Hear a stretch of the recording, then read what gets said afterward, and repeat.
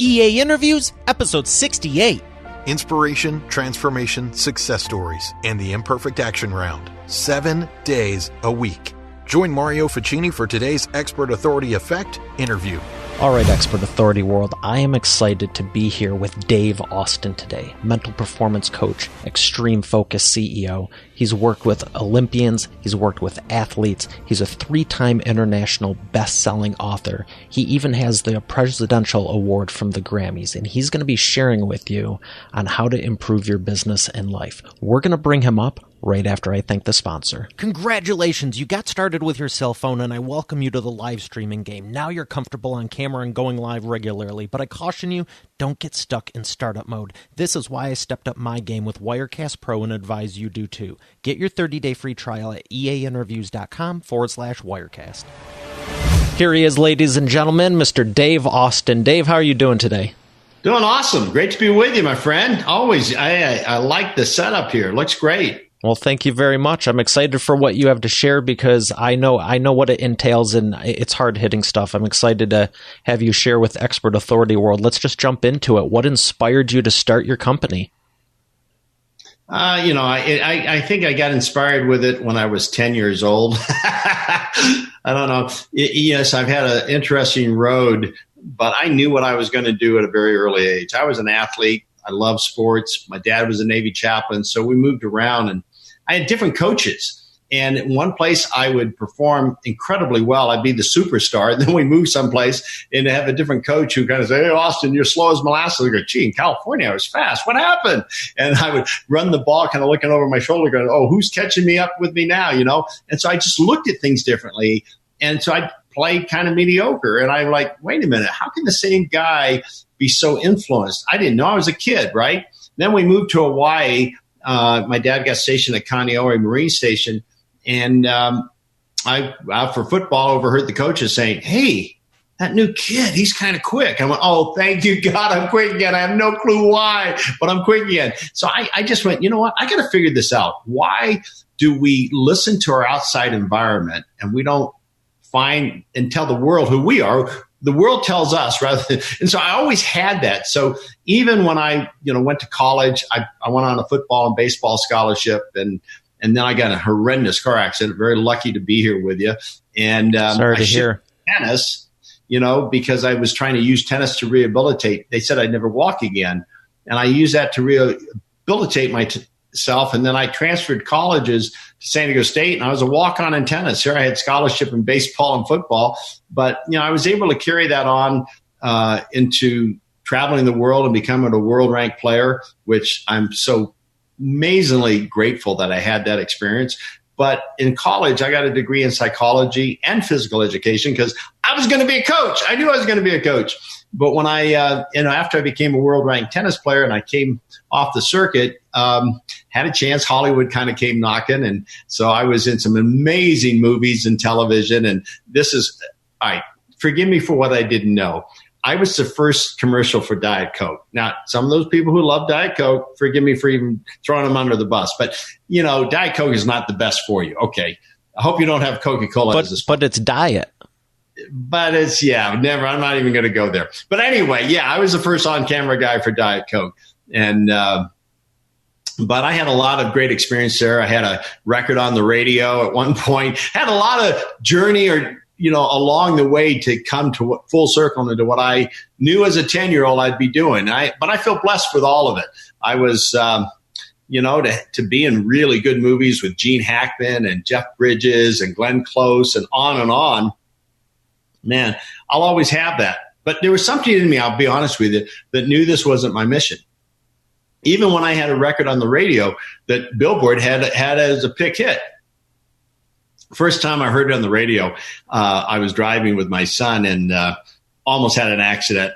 Had to pull off and go, "Oh my God, this is," and we just kind of rocked out to it. It was really fun. So I love those life experiences, and I've had many life experiences, but I knew there was something in me that started way long time ago, and that was to be a coach to help lift people up. And that's what I ended up doing. My first, 15, 20 years was only with athletes, Olympics, I've done teams like the Dodgers. And it was funny at this World Series, the coach of the Dodgers, Dave Roberts, and the coach of the Boston Red Sox, Alex Cora, I coached both of them. I thought, well, that's cool. Well, wait a minute. That either means I'm really experienced or I'm getting kind of old because I coached them when they were major league ball players themselves. So, I love sports, but as I wrote books, businesses started really relating to what I had to say because, the truth is your mental state, you can either get your brain to work for you or against you. And so I started doing I worked with a lot of companies, and I feel blessed to have that opportunity.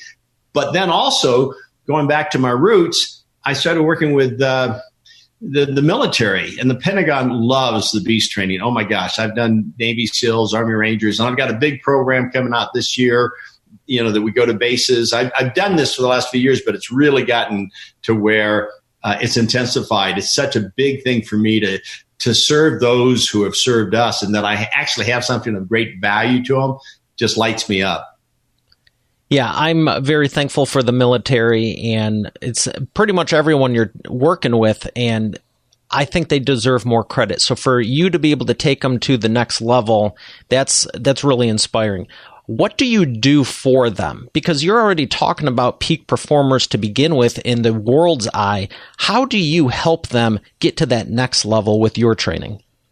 Well, and first of all, I want to say also, I want to also let you know, I do first responders too. Like I'm doing the police force of Texas, small little state. You maybe have heard of it, but they are on the front lines also. And so very much so. I wanted to just throw that out there. So what I do is, you hear about, mental performance and performing under fire and all those things, a lot of great phrases, a lot of, things you could kind of go, oh, that sounds cool. But how much do you use it? How do you really apply it?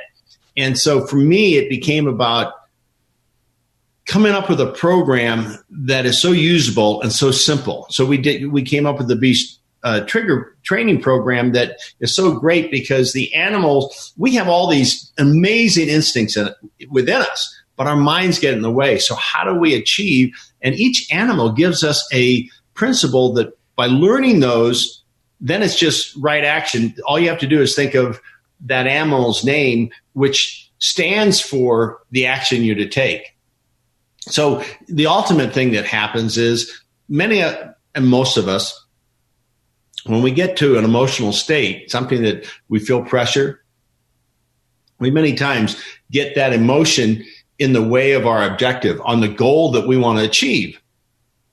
We start reacting out of what's in our subconscious mind of this emotion reminds me of something way back then. We don't even know we're doing this, but now we act in a way that's not going to achieve what we're looking for. So learning how to have tools so that your emotional state doesn't get in the way of your objective. And that's a real key to the program, but we make it so practical. The tools are so usable, so less thinking, more just stepping into it. I mean, the reason I've had 4 players go from being stuck in AAA and becoming MVPs for their Major League Baseball team, if it happens once, maybe it was just I got lucky. It happens again, well, maybe I got even more lucky, third or fourth. You kind of go, wait, maybe this system works. I went with the U.S. Olympic team to the World Cup and had the best results ever. So it's not that that I'm some genius. It's just that I've worked it many, many years and I constantly learn. It's like my laboratory. And the other aspect that about me that, Mario, is that I trust in God. I have such amazing faith that I get guided. I mean, I just get quiet. Anytime I need an answer, I ask. Ask and you shall receive. And sometimes it always doesn't come out the exact way I thought I wanted to control it to be, but that's how it works, right? Yeah, it ends we up want it in our timing, but it's always in God's, and I don't think they ever match up. Well, no, they do. They do sometimes. I don't put any limits on anything. I just know that I'm always knowing the best will come, even if it doesn't look like the best, because I trust in it. When I went to the World Cup with the Olympic team, I actually prayed. I said, give me something, Lord, give me something that's even going to take this to the next level. And that's where I came up with what I'm known for now, the Game Ready. It was totally, you're getting the first one to maybe know this, completely inspired. And it was just way beyond me. Einstein said, guys, I didn't have a bigger brain. I had a better connection. And I just really believe in that. And so I allow myself, and then I'm going to quote Emerson for a moment. He said that, if you want true wisdom, take a walk in the woods. Well, you've seen pictures of my home and my property. I live in a national forest, it seems like. It's gorgeous. So every day I can go out and collect a lot of wisdom in the whispers of the wind. That is a great advantage, and you are wise for seeking God's help and being led in that fashion. I do that as well, and sometimes it's just like, hey, here's how it's going to go down, and that's how it happens, and there's nothing you could have done to figure it out. Well, one thing that gives me a great deal of strength, and one of the greatest gifts that was given to me were these words: God is with you when you're weak, and God is with you when you're strong. And I've had a lot of weak moments. I've had a lot of things where I was challenged. I mean, I'm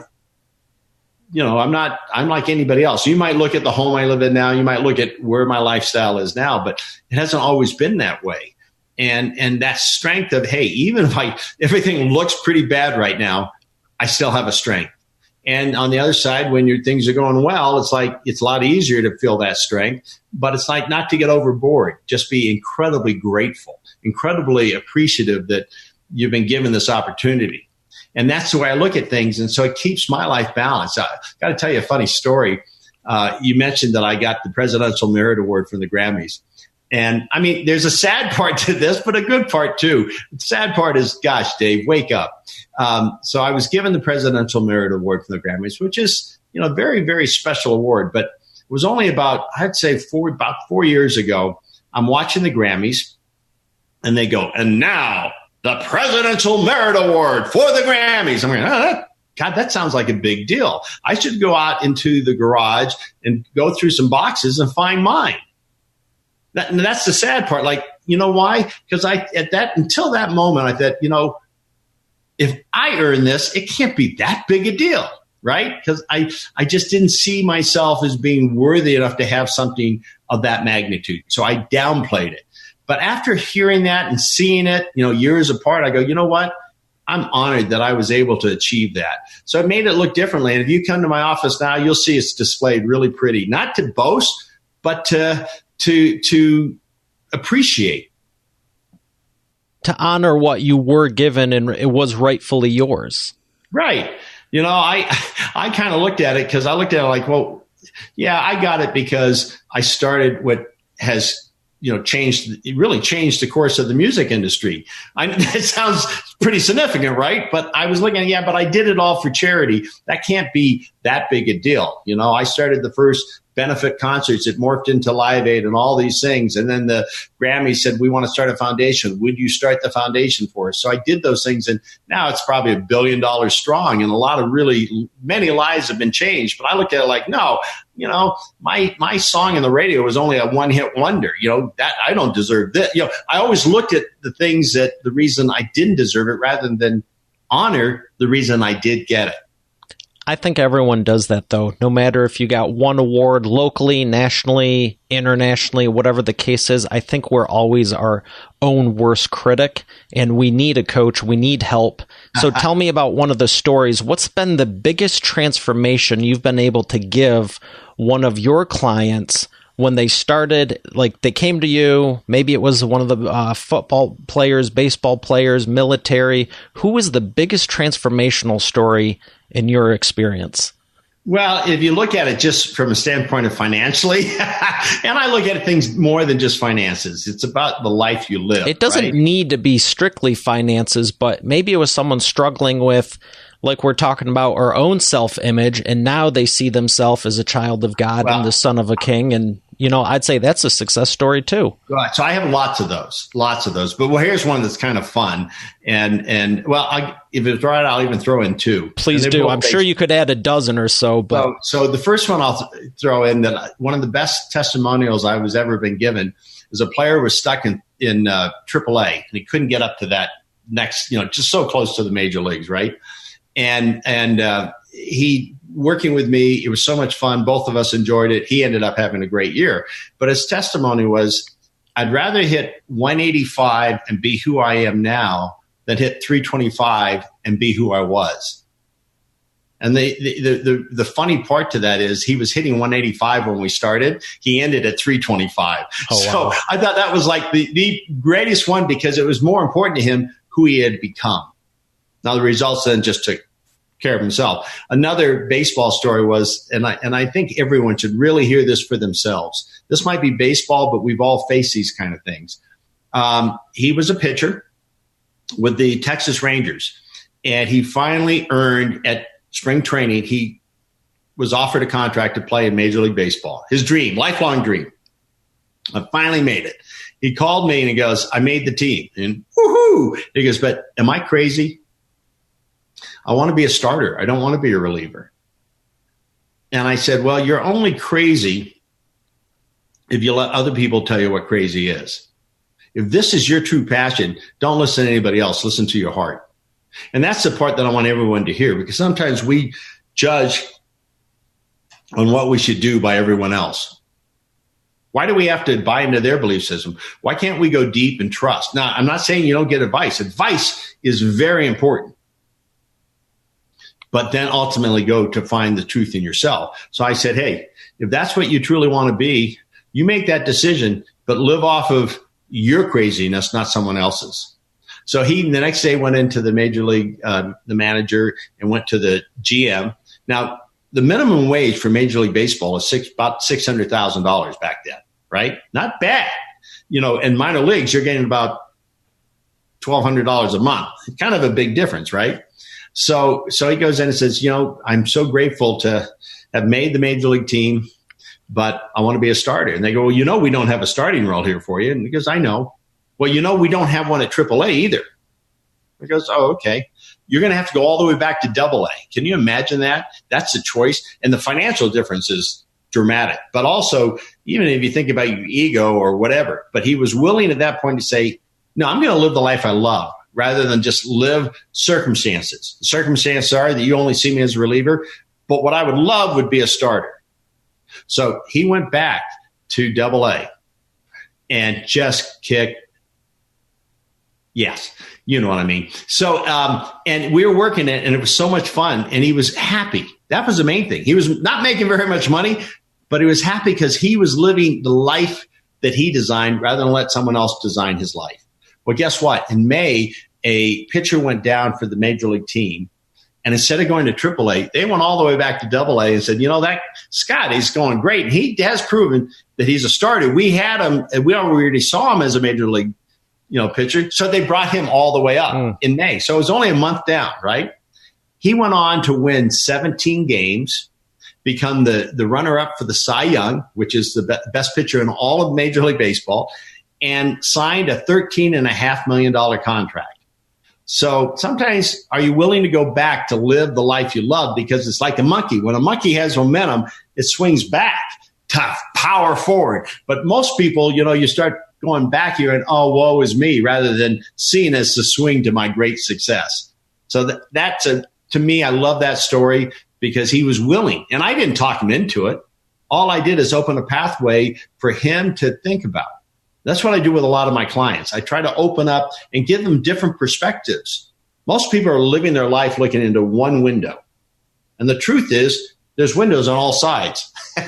And are you willing to venture and look through each side so you can see it from maybe through different eyes, so that when you come to that choice, you're coming with a strong conviction behind the choice rather than a tiptoeing in. You're getting them to accelerate the possibility of possibilities, it sounds like. Absolutely. And, I'll go with Einstein again. Either nothing's a miracle or everything's a miracle. Well, I live a life that everything's a miracle. I mean, I don't believe that 2,000 years ago, miracles ended. I think that they're alive today if we so choose to have that spirit in us. Jesus said, hey, you'll do greater works than I. Well, what does that truly mean? I think he was passing the torch on to say, hey, I got the cross covered. You take this and do all that. And if you look at what's happened in my life, it has to be a miracle. I mean, the home I live in, the lifestyle, and it hasn't been, and it's not about the home or the lifestyle I live. but it's about accepting who I am and fully being engaged. Nothing will ever get in the way of my first number one passion is the mission of helping people become more in their lives, whether it's a business, whether it's sports, whether it's transitioning soldiers that I do a lot with, because that's tough to transition into the business world. Anybody going into business, you're going to most likely have challenges. I've been through the minefield, so to speak. I know that. So keeping your mind right is one of the biggest gifts you can bring to yourself. So the fact that I can do that, that way outweighs everything. But I also know that I've allowed myself to accumulate, say, wealth now because I found that I can do more good. Before I used to kind of like, hey, money, stay away from me, stay away from me. That's the root of all evil. And I wasn't even taught that. My dad was a Navy chaplain. I don't know where it came from, but I many times, even if I did great things, I'd find a way to, look like it was the outside world, but it was me. I lost every penny I had because I had 160 acres in Rancho Santa Fe, a very wealthy community. And I had 25 acres on the coast in Cardiff, right? And, it's unbelievable. You think about that. But I lost it all because I signed guarantees because, what are guarantees? But I wasn't ready to receive in the way it turned out to be an amazing blessing. I know that sounds funny. How can you lose every penny you have and turn it into a blessing? Well, like you were saying with the monkey swinging forward and swinging back, if you want to take a step back, I've heard that too. You would need to slow down to speed up. Well, what does that mean? You can't have a breakthrough unless you break down. And I've gone through stuff in my own life where it's like, oh my gosh, what's going on? But on the other side, you're going, you know what? I'm rebuilt stronger. And it sounds like that's what you went through with that scenario. And I do remember that. It's unfortunate. I'm glad you and Kathy and the kids are safe.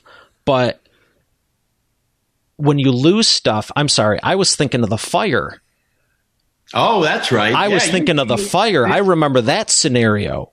Well, you know what? It's so funny because you have fires in your life, whether it's really come out to be that. But yeah, you're thinking, that's right. You were going through our 30 day program at that time. And we were in Yosemite, enjoying life. It's gorgeous. And then we get a call. One of my sons says, hey, your house is burning down. Like, what? Like literally. I think that's what you're talking about, right? Yeah, literally, not just, I'm having these fires I have to put out in my life. Like, no, literally. So we go on the news and we see our neighborhood totally up in flames. And we're going, oh my. And we had to deal with the way we deal with things. And Kathy, she just got really quiet and said, and we looked at the waterfall there at Yosemite, says, just see this rushing over our house, right? And I do a lot of visualizations, but you also surrender it to it too. But, we're watching this and it doesn't look like our house because it's our neighborhood is just, looks like totally up in flames. But Kathy was just putting the waterfall over all of it, right? Mentally. And we're going to come home from Yosemite, but it was we couldn't have gone back into the home anyway, right? So we waited a few days and it was gorgeous up there. And we come home and all right, maybe we got to kind of start anew, at least from all that. And luckily we're out of it. We had dogs there, I had to be sure that our dogs were safe. And but when we got home, it was really interesting. Our little cul-de-sac was completely intact. Even though we watched on television, it did look like it was in flames, but it was all around us. And even trees and palm trees where we lived, they had gotten burnt, but the house was totally intact. And it's funny because I had an assistant at the time who was we had an office in our home and he was in there with headsets on editing. I had a radio show at the time and he was editing some of the things that we would repurpose. So he didn't hear all the commotion going on. He didn't even know what was going on. He's back. He didn't know what was going on. And finally there's something, he took off and he heard this banging going on the door. And so he went and it was the police and it says, get out of here now. This is, he goes, oh my gosh. And he took our dogs and then he's thinking, what do they want? What should I take? And kind of funny story to this is that, I have 4 boys and 2 of them played football at D1 level and one, played professionally for 8 years. And he's just deciding to retire. Great career, the whole thing. But we have these display of helmets from youth football and high school and pros and college and all that. He goes, that's what they're going to like. So he took all the helmets, loaded his car with the helmets, throw the dogs in, forget the paintings, forget all our computers. I mean, it's kind of funny, but he was acting the way he felt he needed to act with that. We just kind of joked and said, football helmets? Really? But those football helmets do mean a lot to us, trust me. But I was thinking that, we probably the computers and all that. But, the truth of the matter was, the dogs were safe. He was safe, the most important part. And he was so devoted to working, he almost didn't hear. But he was able to, get out of Dodge, so to speak, and save our dogs and save our football helmets. Yeah, that's an interesting decision. I mean, what would you take? There's a lot of people going, well, I need this, I need that. And it's like, do you need it or do you want it? I mean, we could do a whole training on that. And I'm just glad you, Kathy, and the kids are okay. Well, so thanks. You were talking about what you've accomplished, and let's talk about your bestsellers. How have your books helped your business? Oh, tremendously. I mean, and you know what? I have to look up to my high school English teacher because he's rolling over up there just belly laughing going, because I'm the last guy that he would ever say was going to have 3 number 1 bestsellers. But I never saw myself as a writer. It wasn't something that I felt I had a gift in it. You and me both. I failed English 7 times. Yeah, but what happened was actually, and I don't know if you know this, how it all started. I was on my way to Germany for a business meeting, and on the plane, all of a sudden, was compelled to just start writing on this pad of paper. Didn't even know what I was writing, because normally I have to think through when I do say an email. I think so much on it. I redo it and all this. I'm just going crazy, page after page after page. Land in Germany, and that night I was walking with the all night, just start writing page after page, going, I don't know what's happening. I don't even know what I'm writing.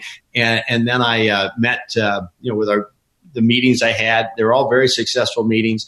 I'm flying home, and I was living in Southern California at the time, so that's a long flight from Germany. So I had plenty of time. I started reading what I wrote, and it was like, oh my goodness, this is like God speaking to me. This is like, I'll be honest, beyond my intelligence. It was like the most amazing thing that I've ever read.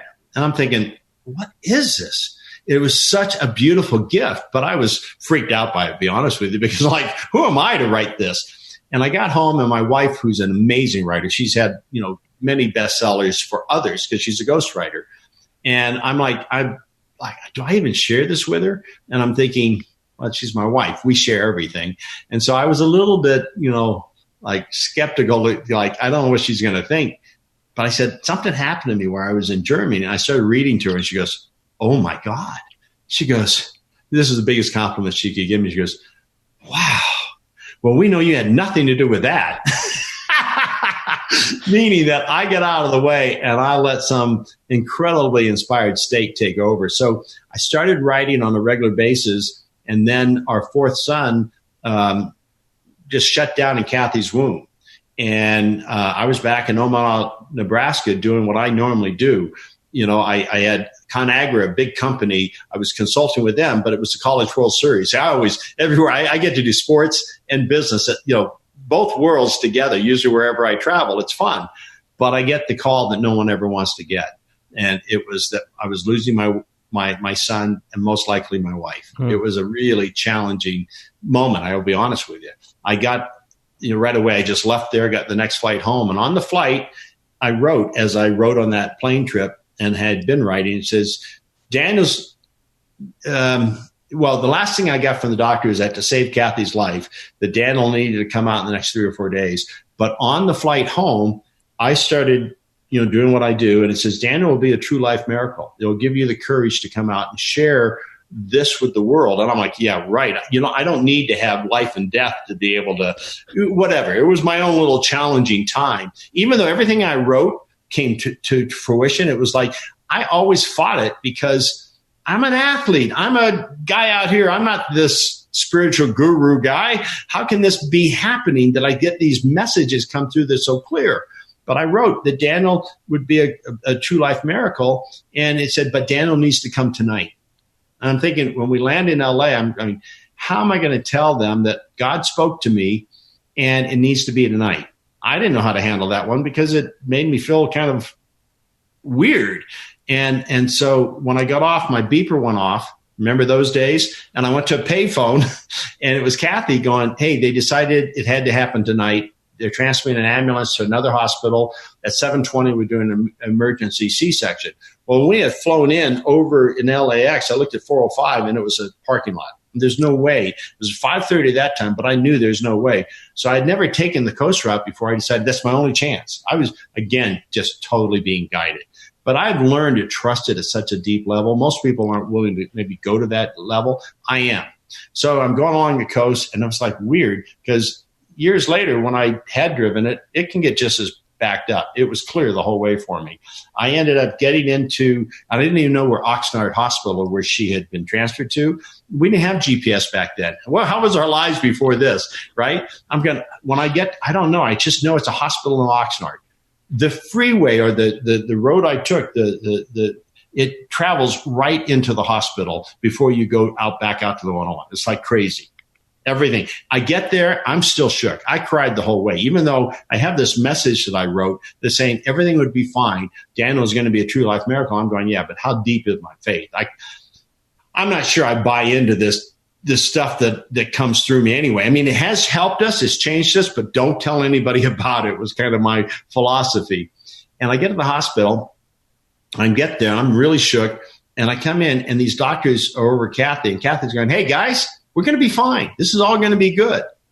I heard her, and that energy I just lifted into. I went, we're going to be fine. So the doctors took me into the hallway. They scrubbed me, got me all put in the hallway and said, hey, your wife does not know how serious this is. She doesn't have any concept of this is life and death. She doesn't get it. I said, hey, guys, we're going to be fine. We got this. And they looked and rolled their eyes. They go, this couple are wackos. I'm going, it is what it is. So we go in there. They take Daniel out. Now, this is my fourth child, and I've never had a C-section, but I've never seen someone that small, and because it was about 8 weeks before he was to be born, but he was all deformed and purple, and it didn't look like a regular baby. And so they take him out, and they put him over, and they try to, they've got an oxygen mask on, can't get anywhere. I'm still with Kathy because I'm, and making sure Kathy's going to make it through. She said, hey, Dave, I'm fine. I'm doing great. Go heal Daniel. And I went, okay. As I walked to get over there, I also started getting uptight about, well, what are they going to think? I'm going to come in and heal my son. And all of a sudden I heard my dad's voice. My dad's been gone for many, many years at this point. But he was a Navy chaplain that when they took the beaches at Iwo Jima, the story goes like this. The first wave went in, the second wave, very bloody. And finally, when they cleared the beaches on the seventh wave, the admiral goes, hey, where's Chaplain Austin? We got to go ashore. And sailor says, sir, he was on the first boat this morning. So he led the charge at Iwo Jima with a Bible and communion pack. Out there with no weapon, just being the charging out there. And when we heard this at his retirement, we knew he was in Iwo Jima. We knew he was, when they raised the flag, he was giving communion at that flag to those five, and those weren't the original five. That's another longer story. But anyway, when they posed for the picture later on, but he just said, well, that's where I was needed most. I love God and I love my Marines. End of story. So at that moment, I heard, this is what I heard. I took on machine gun fire for what I believed in. What are you willing to do? I thought how shallow I felt, like I was concerned what they would think of me. So I went over, put my hand on Daniel's leg, and I said, Daniel, I want you to feel the power of my love. I want you to feel the power of God's healing grace. And he just it was electric, a shock happened. He came out of the coma, started breathing, looked right into my eyes. And it was this look of, hey, Dad, we got this. And then he went back in the coma. I went, okay, if you say so. Even, he couldn't talk, but I know that's funny, but I could see it in his eyes. And then they whisked him off into, intensive care. And the doctor was trying to tell me that he wouldn't make it through the night. He was too weak, and don't expect him, even though he's breathing now, he won't make it through the night. And as he told me that, Daniel kind of flinched again because they had turned on a light. I said, look, I'm not a medical doctor. I don't really know medicine. But that's a sign, and we're going to build on that sign, and it's going to get better and better and better with each step. And, each day, new miracles took place. He was all deformed, and all of a sudden he wasn't. I mean, God was just guiding me where to put my focus. And then after 5 days, we get called into a conference room, and a doctor we've never met before, never seen, he wasn't part of the thing, goes, I only come in extreme cases. He goes, I don't think it's fair for a baby to be, on a life support their whole life. Kath and I looked at each other and said, we don't either. Take it off. He goes, well, you know what that means, right? I said, yeah, of course I know what it means. It means another miracle. And he's looked at me like, these guys are as wacko as they told us they were. But, I went to the nurses because they loved the whole thing. The doctors, it didn't fit what they had medically, had been trained in, because they couldn't, so it was really, believe it or not, it was really tough for them because he was beating all these odds. And I said, look, they say he won't be able to swallow. We're going after one swallow. So when they got a little baby thing, whatever, like if, eyedropper. Yeah. And he wouldn't swallow. And for a while there, it looked like, okay, the doctors were right. But then all of a sudden he swallowed. You would have thought we won the Super Bowl. We're all cheering because, see, we had our mindset just for one. Not like, oh, my God, he's got to swallow it all. Just one. I said, this is awesome. All right, so next feeding, we're going for 2. We're going for 2. And they were just, the energy was so powerful that the next feeding, he got 2. And then he got more. Then he got more. So all these miracle after miracles took place. And after 10 days, the doctors didn't know what to do and said, okay, you can take him home. And it was funny. I saw one of the doctors and I said, isn't this incredible? Isn't this amazing? And he goes, and he was really troubled by it. He goes, I just know that with a pH level of 7.71, you'd be a vegetable your whole life. He was 6.8. That's not even able to sustain life. No one has ever sustained life at that. That's not even possible. I said, hey, I can live with a miracle. Can you? And I grabbed Daniel and we went out, and then one of the nurses, the head nurse, says, you know what? My 27 years, I've never witnessed anything like this in my life. And I just blessed her because she was awesome.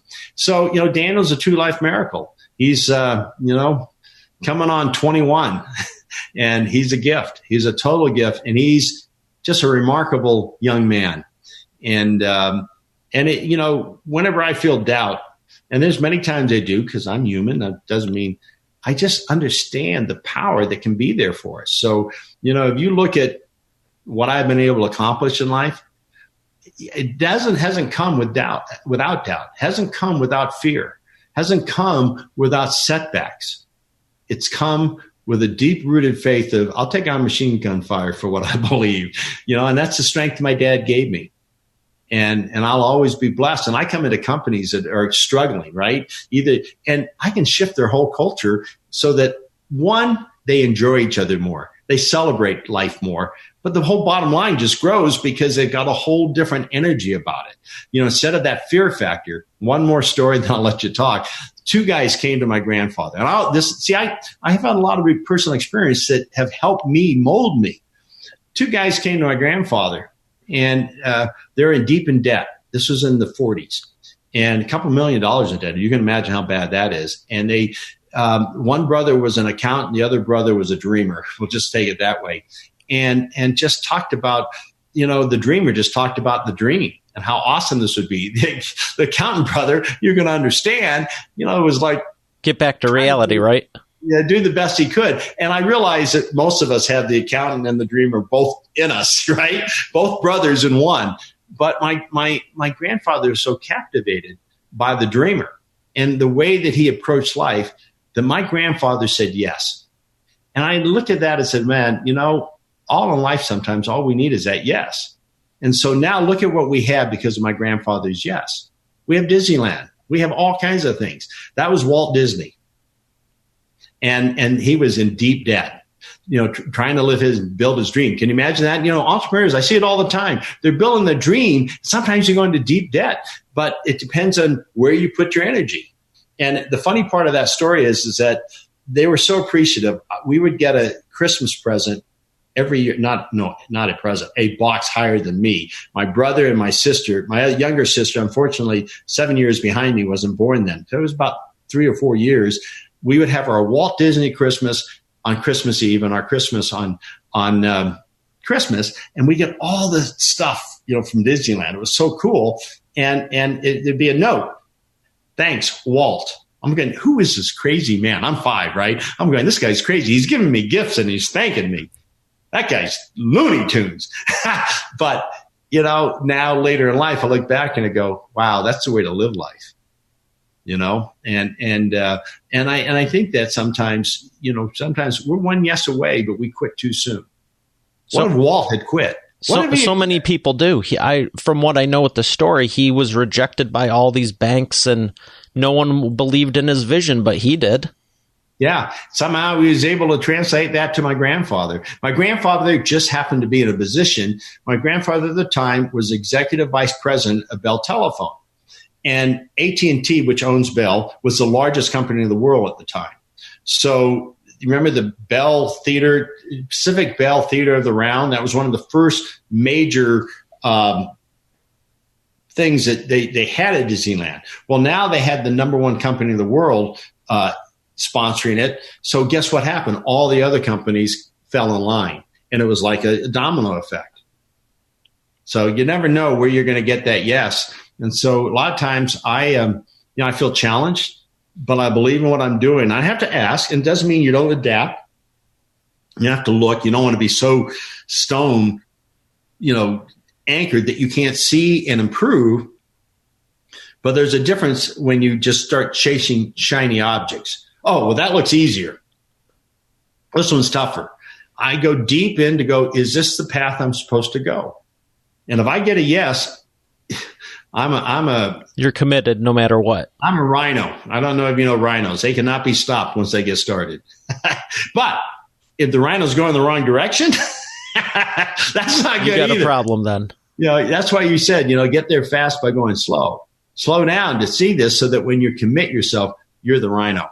Yeah, slow down to speed up, but once you do speed up, don't stop no matter what. There you go. So speaking of the rhino and your training, we're going to go to the Imperfect action round, but first, how about you do a game ready for us? Love to. This is, as you know, what I'm known for. It's funny how you develop things. This is one of the ones on the plane ride, I think it was to Scotland for the World Cup, that I said, okay, my dad used to say, do your best, let the good Lord do the rest. I'm like, hey, do you got any rest for me today? and this inspiration came, and then we had the best results ever, and I've used it to create a career that has been incredible. So hopefully those out there watching this, this is what's done to win Olympic championships, NFL, Major League Baseball, PGA golf, pro tennis, you name it. It's getting, our subconscious, I'm just giving you a little backstory. Your subconscious mind is going to go whatever it is most familiar with. And if it's not familiar with you winning, it'll find ways to keep you from winning in whatever that winning is, right, in your life.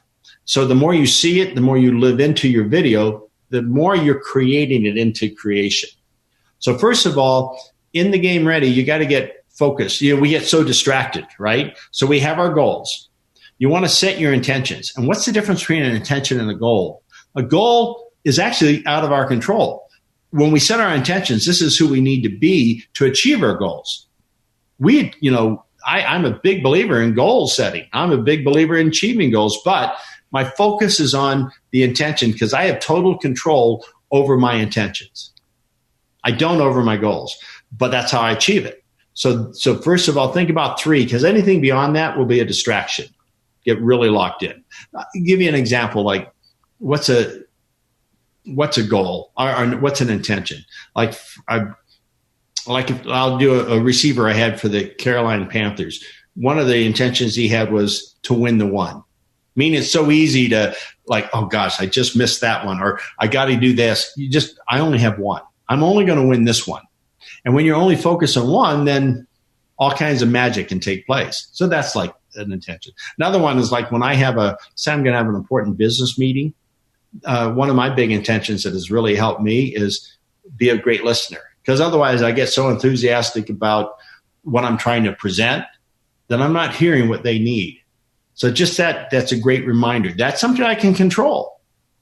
You get that? So once you set the intention, now you want to do is I take the moment to think about all the things I'm grateful for. Because no matter what mood you're in, oh my gosh, gratitude is your spice of life. It's amazing. I just tap back into, I always think of my wife. We've been married now 33 years, and what a gift that is. My 4 boys. That just changes everything. Doesn't matter how important this meeting is. I'm in a spirit of like, wow. Like awesome mode. Total awesome mode, beast awesome mode.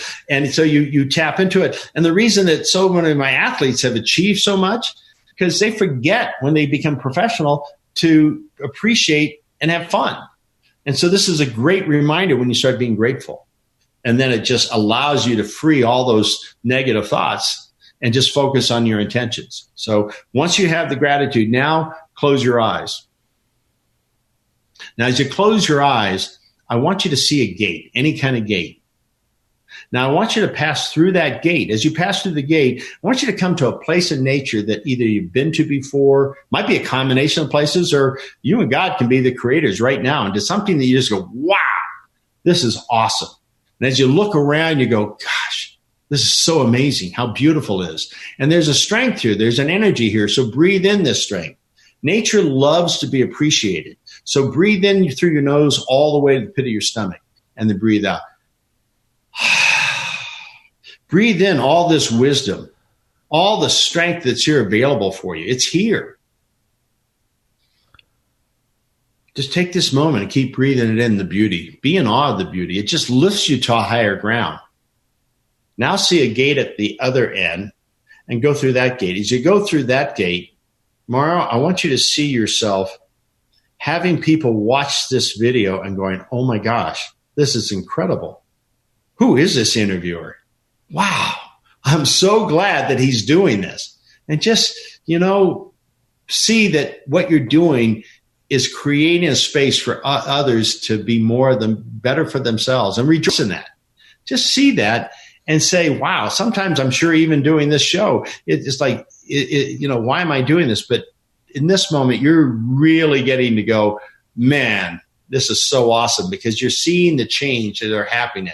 You're getting some of the best achievers on the planet here that are opening people's eyes to show them that they can achieve too.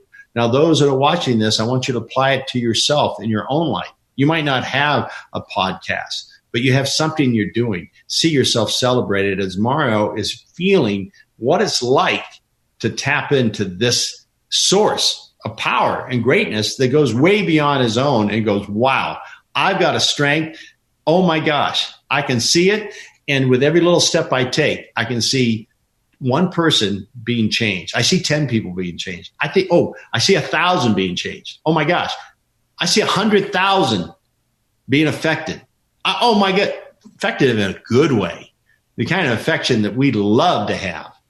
And see that and go, wow, I'm so glad that I said yes to this inspiration to hit me. There was somebody else who could have said yes, but I said yes. And man, now I put myself in this position to absolutely enjoy this fully. Now go ahead, come back through the gate, come back into this place of nature. Always, always wonderful to come back into this place of beauty and be renewed. Putting it all out there. You put it all out there. Now this is like where you get plugged in and you're revitalized, and see, a waterfall, and then see a stream. Go up and just cup the water. Oh, just drink the water. So ice cold, so refreshing. I mean, you just feel like invigorated. You feel life like, this is so awesome. You feel that strength so deep within you. It's just waiting to come out in you. We sometimes put walls around us, and you just let the walls fall. And you just, as you drink this water, you're going, I feel it. And you look around, even the beauty becomes even more beautiful. Walk in that strength, walk in that knowing, and walk out through the first gate, and you are game ready, my friend. I love that. I absolutely love it. And I know everyone listening to this is going to love it too. So thank you for that, Dave. I am very thankful for that. We're going to come back to the imperfect action round right after we thank our sponsor. That makes me nervous. I like to be nervous. You're going to nail it. Instead of trying to get your prospects' attention, why not be so captivating they can't look away? That's a quote from my book, Video Marketing for Business Owners, that I created as a reminder for both my clients and myself for success on camera, and that's why I use Wirecast Pro for my professional productions, and I advise you do as well. Get your 30-day free trial today at eainterviews.com/Wirecast and start filming your show professionally the way your brand and audience deserves. Once again, that's eainterviews.com/Wirecast. And we are back with the Imperfect Action Round. Dave, are you ready to take imperfect action? Hey, I feel the pressure, man. I feel the pressure. Oh, but I also remember I love pressure. Bring it, baby. Bring it. All right. First question. What, in your experience, is the fastest path to the cash? Surrender. Listen to that deeper voice and allow, and then take action to what you're allowing. If you don't put the action, it's just a fantasy. Take the steps behind it. So it's a combination of, we think of surrender as defeat, many of us. I think of surrender as victory. I'm surrendering to my victory. Champions are champions before they're champions. I already feel and see that success. And so even when it doesn't look like it, I'm already living into it. Excellent. Number 2, what is the biggest problem you see your prospects making, and what's the fastest way they can fix it? I think the biggest thing is that, value, whatever value you put to something, that fuels the desire that gives you the power to achieve it. But what I see a lot of is that say, I value achievement. I really value this that I'm setting myself to go to, right? And so what happens is that they start that journey, and then it starts taking them a little bit out of their comfort zone. And then it's like, oh my gosh, they jump back to their comfort zone. Even if it's miserable, even if it's like just mediocre, they actually value their comfort zone more than they do what they really think they value. And so how do you change that? Is become self-aware. And then once you become self-aware, have a positive attitude and learn how to be comfortable being uncomfortable. Excellent. I can attest to that myself. And yes, get comfortable being uncomfortable, because success doesn't come in your comfort zone. That's for sure. You know what? I'd rather be extraordinary, in what I do than mediocre and be comfortable. That's just the way I'd rather be. And I also know to be something like that, I've had to go through a lot of challenges. I've had to be uncomfortable.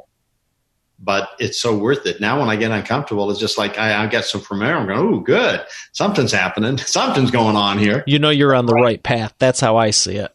Huh? You're on the right path. That's how I see it. Cool. If you're not getting any resistance, you're not doing enough. Number 3, what, in your experience, is the best way to maximize customer lifetime value? Customer value? Is that what I'm hearing right? For your business, of all the years you've helped people and all the people you've helped, how have you been able to maximize that? If you get a client now, how do you maximize it 2 years, 5 years, 10 years, whatever the case may be? Well, I'm constantly learning. I'm constantly growing. Every client I have, I learn. I don't ever feel like I know it all. I always have, even though I'm giving a gift to clients through my experience, they're giving me a gift. So I'm maximizing because it's always something new. I never go into routine. I have a lot in my toolkit to use, but it goes beyond that. And then I just love having clients have these aha moments. I mean, I can't tell you how excited that. Yes, money makes the world go round, and I'm very appreciative that I make good money doing it. But the biggest, if it was only for money, I wouldn't do it. But to see people change their lives in front of my very eyes, nothing's better than that in my eyes. I agree. I love giving my clients transformations too, and we do it a little bit differently with who we're helping, but the end result is the same. We love giving, we love helping, and it's fun to do. And yeah, you get it doesn't hurt to get paid for it. Now, you know what? I'll be honest with you. For many years, I didn't allow the money to come necessarily. Because this thing about, money's for, I've seen so many broken homes because of money, but I had to come to a realization that's not me. And I can, it's like money's not going to hang around with someone who doesn't love it. And I came to a realization that if I did allow myself to become wealthy, I can serve more. I can do more. And that's why I'm so appreciative. I do. I just wrote a check to Journey's Dream, which is for mental health. I love what they're doing. You don't think that lit me up that I'm have the ability to do that? I mean, gosh, what a gift. Not only am I giving to them, but it's a gift I'm giving myself, because I know they do a really good job of helping people through mental crisis. And I just helped them. But if I hadn't opened up to my own receiving, I couldn't have done that. And I couldn't be giving the lifestyle to my family that I want them to live. I remember hearing a long time ago when I first started business and I was doing leadership training, self-development, all of that. And it was, all those questions that someone has. 10% of a million is a lot better than 10% of 100. And I know you know where I'm going with that. And I thought about that, and I actually set a goal. I want to live on only $1 million a month. You go, wow, that's kind of whatever. And whoever's listening to this is going to have their own opinion about it. But here's why. Because you can give away the other 99. Cool. Well, you know what? I'll even throw one more add to what you're doing. You want to live $1 million a month, right? So I would just say that or something better. There we go. So you don't limit it. There we go. Because, when you might think, well, how in the world is that going to happen? But if you take a sheet of paper and you put a dot on it, that's how big it is in God's eyes. And the more I've allowed myself to do that, I've been able to do things that most people don't think are possible. And I appreciate the reminder for that, because I came up with that, let's say, a few years ago when I was 18. Wow. So I'm going to revisit it. Thank you for the reminder. All right. It's a great thing to have, but just allow yourself to go beyond if it shows up. That or something better. I'll stand in agreement with that. So Awesome. One of the last things, what is a great book you could recommend? Oh, this is really self-serving. And I'm going to do it only because I would never have done this ever. I've never done it before, in fact. The first book I wrote was The Unfinished Cross, Listen to the Voice Within. And I did it for, I was a bestseller for about 5 years. I lived it. I went out and spoke. And then I became self-conscious that, oh my God, people think I'm weird because I shared the Daniel story. I shared that that's all possible. I also shared that I believe Jesus speaks to me, right? And that's something that's a little bit, it's even for me having a hard time trusting, but I did it. And then I remember on the way getting on the plane to go to the World Cup, the coach goes, hey, I've read your book, but don't let anybody else know about it. And I started feeling uptight. So, and then in businesses, I worked with a corporation. I'm like, oh man, I hope they don't know about my book. I actually became uptight about it. So I hid that book the best I could. And somehow recently it's just popping out again. 20 years later, it's like we're coming to the 20th, birthday of that book coming out. And just the other night, I started reading again. I haven't read it in forever. It's the first time I read it that I didn't feel uncomfortable. Because 20 years ago, this was new ground. This is stuff, because I was just writing inspiration through me. And that's, and it was all started because of Daniel. That's a chapter in the book, The True Life Miracle of Daniel. And then I expanded and wrote this book. And I had such mixed feelings about having this book come out. And it was rewarding in many ways, and it was scary in many others, because the fundamental, say the Christian foundational churches that I was brought up in kind of rejected the book. You can't be messing, this all happened 2,000 years ago. It really doesn't happen today. And you're trying to say it happens today, and he's speaking to you. You're not even a prophet. And all this kind of stuff. And so it was really challenging. But new, say, churches that were more open, they were loving it. Lives were being changed. So I was going from having book signings where I'd sign for an hour or 2 hours because they were so elated to, So I had a hard time with it. And so I just started reading it now again. And I'm going, oh my gosh, there's nothing in here that makes me uncomfortable. It was just new ground when it came out.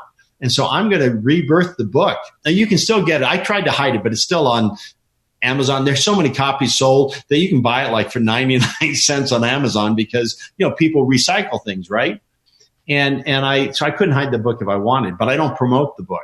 So I am right now because I've been reading it the last few nights. Oh my gosh, I'm going, this is amazing. And it sounds kind of funny because it came through me. But it was the first time that I looked at it with new eyes 20 years later. And even the fundamentalist Christian, groups and that, now they accept it. And it's kind of happened, not because I'm pushing it, but just because it's happened. It's come out. It's all about those results.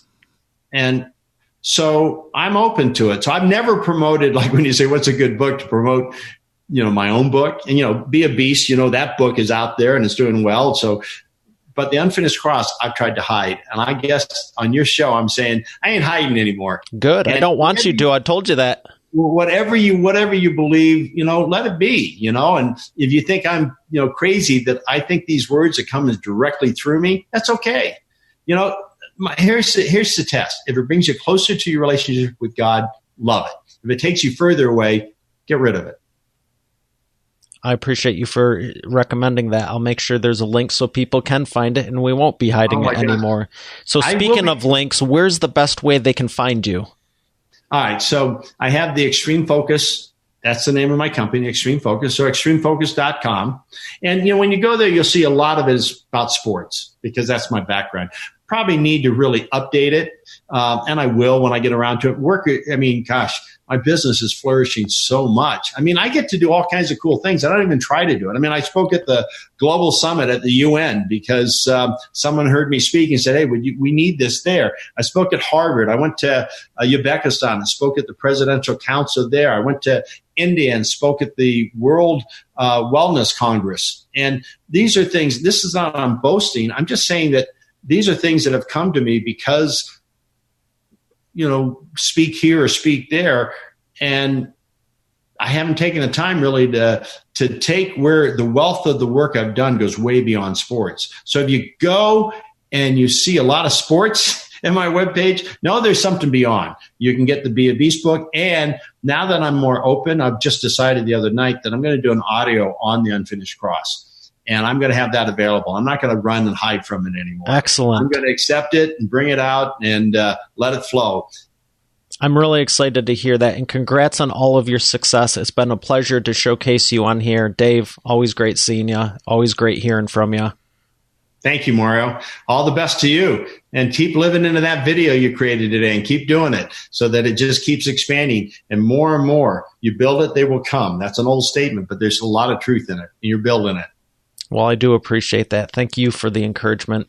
All right, Expert Authority World, we have another great episode here. We'll see you on tomorrow's. Every business needs a book, including yours. How would you like to save 5+ hours with every prospect, generate more leads, and profit in your business now, and find out all the reasons why every business needs a book, including yours? Download the Business Book Checklist today at businessbookchecklist.com. Once again, that's businessbookchecklist.com.